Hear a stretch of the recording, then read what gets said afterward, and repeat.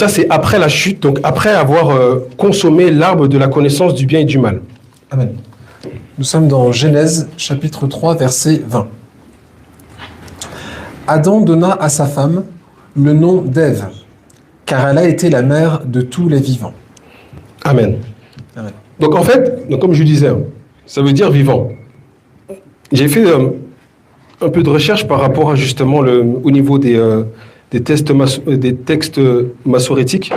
Et c'est très intéressant parce que vous verrez qu'il y a vraiment un sens dans la mesure où le nom de Ève, en fait, justement, c'est Shava, qui veut dire vivant, mais aussi un sens parce qu'il a été donné après la chute. Donc au départ, la femme de Adam s'appelait femme. Mais après la chute, donc il a appelé Ève. Et en fait, ce qui est intéressant, c'est qu'elle dit, il dit que parce qu'elle est la mère de tous les vivants. Mais il y a aussi un sens ironique. Pourquoi ? Parce que vous savez que lorsqu'il y a la consommation du fruit, qu'est-ce qui s'est passé ? C'est la mort. Le jour où tu mangeras, tu mourras. Voilà. Donc lorsque, et vous verrez, hein, vous allez comprendre pourquoi je dis ça, parce que même nous en tant qu'hommes, les femmes aussi, mais moi aussi en tant qu'homme, l'homme qui n'est pas régénéré et qui ne marche pas par la marche de l'esprit, en vérité, la nature adamique revient.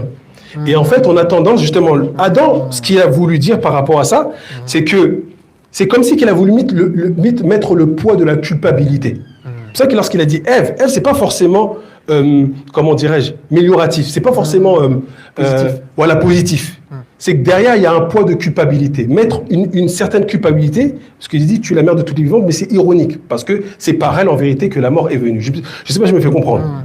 Ça va, vous me suivez par rapport à ça ? Amen. Et il dit, en fait, ce qu'il y a, c'est que donc, le Misdrash, il y a un des Misdrash, donc c'est justement avec le Bereshit. Le Bereshit, donc il dit qu'en fait, il y a aussi un sens au niveau du serpent.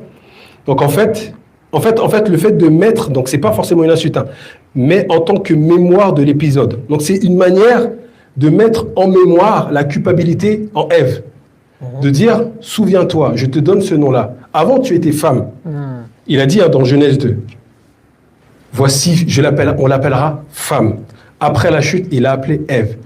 Et lorsqu'il y a la chute, c'est la décadence, c'est l'éloignement de Dieu. Donc, il faut comprendre que à ce moment-là, lorsqu'on parle d'Adam, et même Paul pourra le dire aussi dans Corinthiens, il parlera de l'homme animal.